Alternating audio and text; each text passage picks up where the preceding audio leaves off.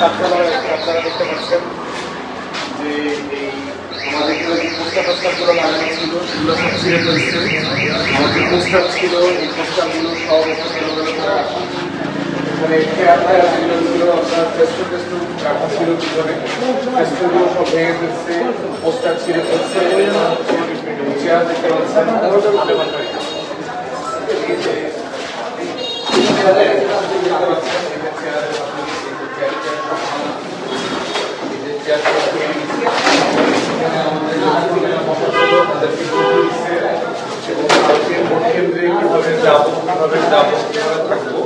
সেগুলো তারা যাচ্ছে তাই গালাগালি করে দিয়ে গেছে।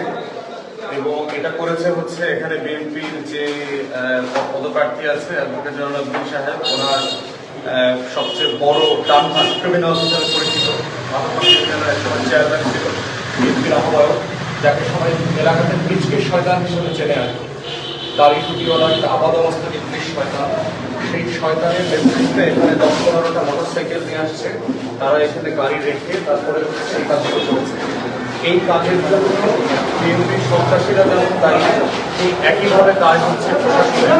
আমার এসপি, আমার ডিসি, রেঞ্জের কমিশনার, বিএনপি কমিশনার, ওনাদের সবার সাথে কয়েকদিন থেকে আমি টানা কথা বলেছি। সেনাবাহিনী, যৌথ বাহিনী, র্যাব, আইনশৃঙ্খলা বাহিনী, ইউরো, প্রশাসনের প্রত্যেকটা ইউনিটে কথা বলে যেটা দেখলাম যে ন্যূনতম অ্যাকশন নেওয়ার যে আগ্রহ এই ক্রিমিনালদের ব্যাপারে, তাদের মধ্যে কোনো আগ্রহ আমরা দেখি না।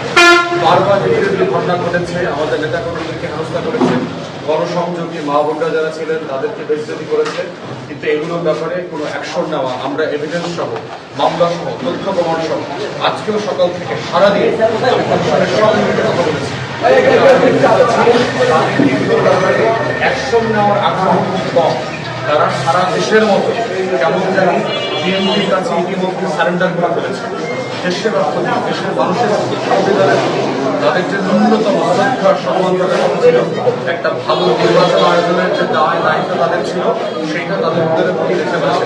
গতকালকে প্রেস কনফারেন্স করে একই কনসার্ন আমি জানিয়েছি এবং প্রেস কনফারেন্সে আমরা এটা এবং এই ঘটনাগুলো যখন ঘটেছে তখন বিএনপির যে উপজেলা আহ্বায়ক সুলতান চেয়ারম্যান, তিনি খুব কাছেই দাঁড়ানো ছিল। তাকে যারা দাঁড়ানো দেখেছে প্রত্যক্ষদর্শীরা আমাকে জানিয়েছে এবং যারা এখানে অ্যাটাক করেছে সবার ছবি ভিডিও আমাদের কাছে তোলা আছে।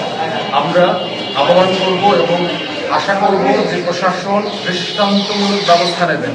আমার ইউনিয়নে, আমার বাজারের কার্যালয়ে যদি এই পরিমাণ নিরাপত্তা না থাকে কালকে নির্বাচনের জন্য